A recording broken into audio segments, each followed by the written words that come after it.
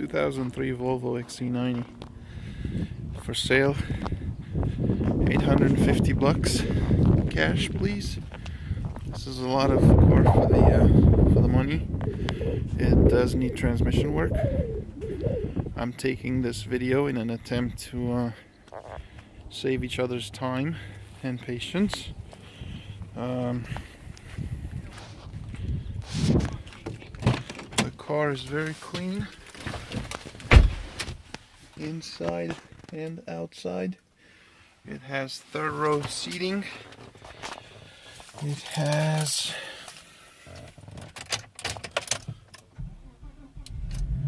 let's see how many miles. 189, 500 and change. It has no check engine lights on, or no warning lights on at all.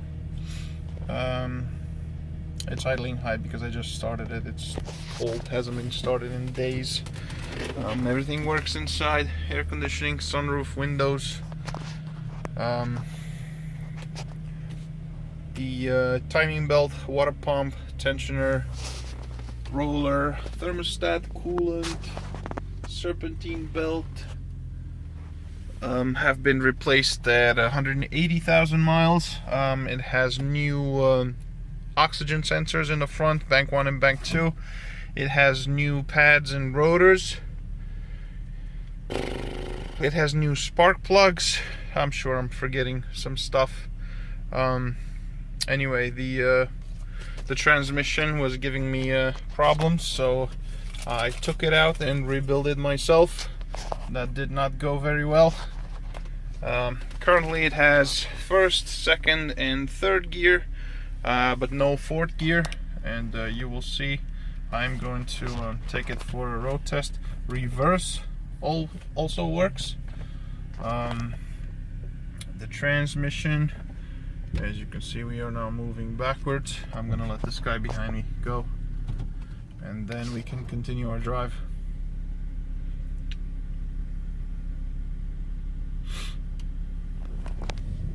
Okay, here we go forward. I don't know if you can hear, the transmission has a whining sound. Gonna make a U-turn right here.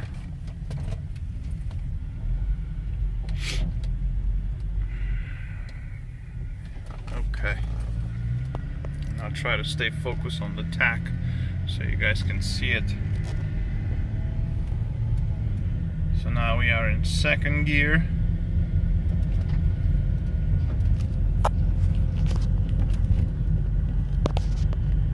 This is going to, and now we are in third gear, and we're moving.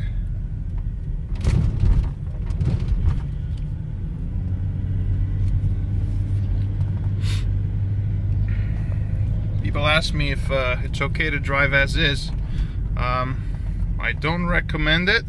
I mean, I'm driving it around the block and I'm driving it to take this video, but honestly, it drives now. For how long, I couldn't tell you, nobody knows, and my guess is that it's only gonna get worse. So I think you should have it checked out by a transmission shop before attempting to make it a daily driver. So I'll put it in manual mode. There it is now, third gear. We can, I don't want to go too far away, just in case it stops working on me and then I have a long drive to, a long way to push it home. We'll see if I could get it up to speed. That was a rock. So we're doing, I don't know, 45, 50 miles an hour right now.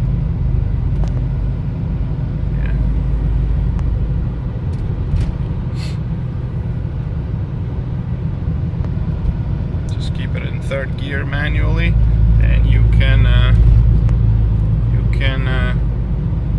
definitely drive it. Like I said, I would only recommend driving this thing short distance, because in my opinion you would only damage the transmission more. Now, when I took the trans out and rebuilt it. I put a whole master rebuild kit, so the clutches and steels are brand new, the O-rings and Teflon seals and molded pistons. It's got a brand new Precision brand torque converter. It's the blue painted one. It's actually an upgrade for this transmission. I have about $1,200 worth of parts installed in this transmission, and I'm letting the car go for 850 bucks. That's not 500, not 600, not 700, 850 bucks. We can write it for less.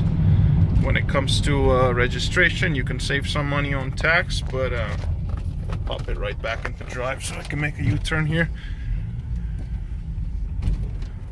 There we go, a little bit of off-roading.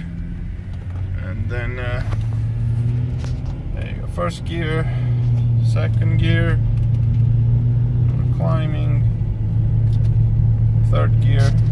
So when it reaches third gear, I just pop it out of drive and put it in manual mode, because what happens, let's see if I can get, you know, if I give it fourth gear, see how the RPM drops? It does shift, but then you give it gas and it's not holding it.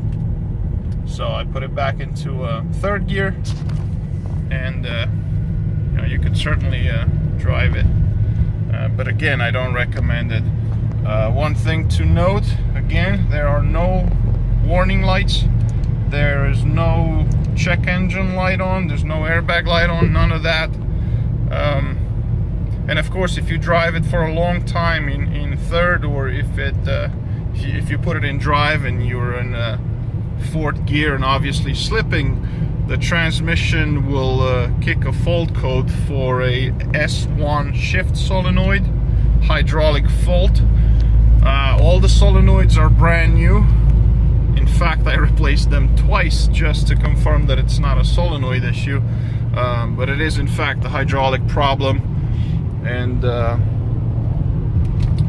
my guess is the valve body is what's causing this car not to run properly. And for the lack of fourth gear, I attribute that to stripped teeth on the fourth clutch hub. It's a common problem. I do have a spare hub. I did not replace it when I did that rebuild. Learned that the hard way, I guess. And I do have a hardened unit. It's got the black teeth that comes with the car. Hopefully this video comes in hand. So when I come too close to a stop, I'll just pop it back and drive. This way the car can downshift on its own. You can do it manual as well. I just find it easier, especially when it comes to you know, driving with one hand and filming with the other hand. To just, if you're not gonna go higher than, I don't know, I want to say 30, 40, not even 40, 30, 35 miles per hour, you can leave it in drive all day long, it'll be fine. It's when it needs to get fourth gear that the trouble starts happening. Yeah, so like right now, residential, we're doing what, 20 miles an hour. I'll just leave it in drive and it's perfectly fine. I will demonstrate you reverse as well. Here we go, reverse, and we are moving backwards. All right, now we'll put it back into drive.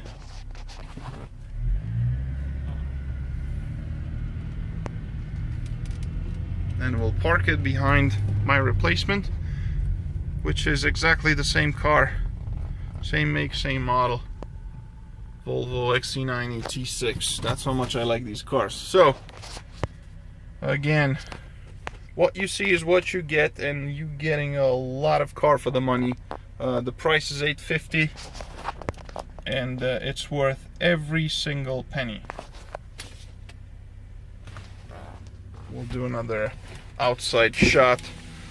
I'll I'll give you a listen to the transmission. You'll hear the whine. Hear that? It's almost like it's sucking air. So who knows?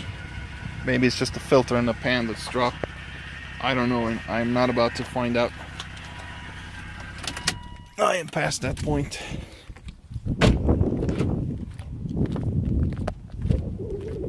I have a clean title in my name. It's an Idaho title.